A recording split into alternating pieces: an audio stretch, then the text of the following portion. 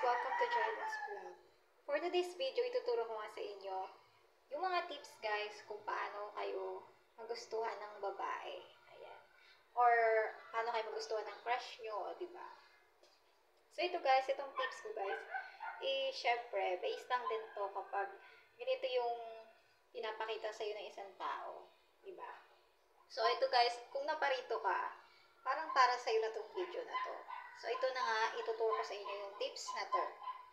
So, yung tip number 1, guys, ayan, para magustuhan kayo ng babae o ng crush ninyo.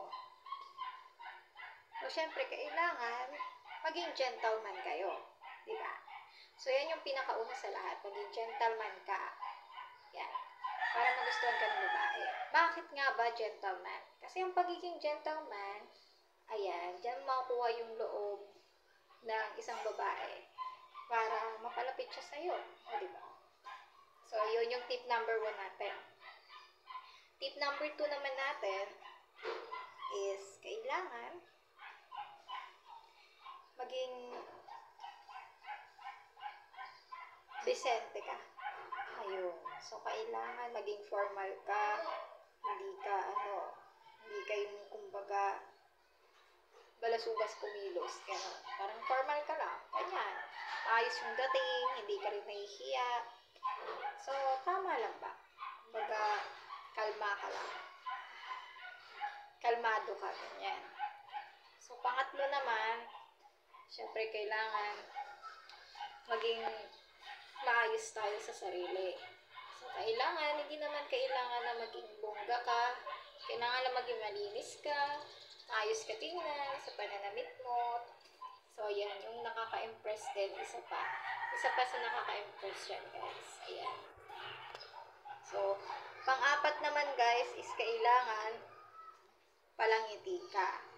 Ayun. Siyempre, yung palangiti mo, yung hindi halatang nanloloko ka o nangbobola. Siyempre, yung palangiti mo, yung magandang ngiti, yung normal lang ng ngiti. Diba? So, yun yung pang-apat natin. Pang-lima naman, syempre,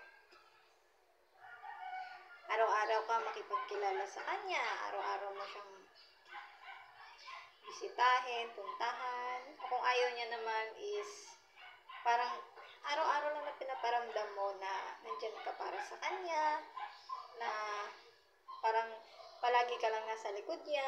Hindi ko naman sinasabi na sa bawat oras kailangan nasa likod ka niya. So, kumbaga pag may time ka, ganyan. So, syempre, doon mo pinapakita na nandyan ka o may care ka para sa kanya. Ayun. So, pang-anim naman, syempre, kailangan, maging na lalaki, maging tapat, loyal. So, ganun. Yan kasi yung kadalasang hinahanap din, guys, ng mga babae. So, ayun yung mga tips, guys, kung paano kayo magustuhan. Ayun. So, kung gusto niyo pa malaman yung mga ibang tips, guys, so mag-comment lang kayo dyan sa baba. At, dudugtungan natin ng mga tips yan, guys. Diba?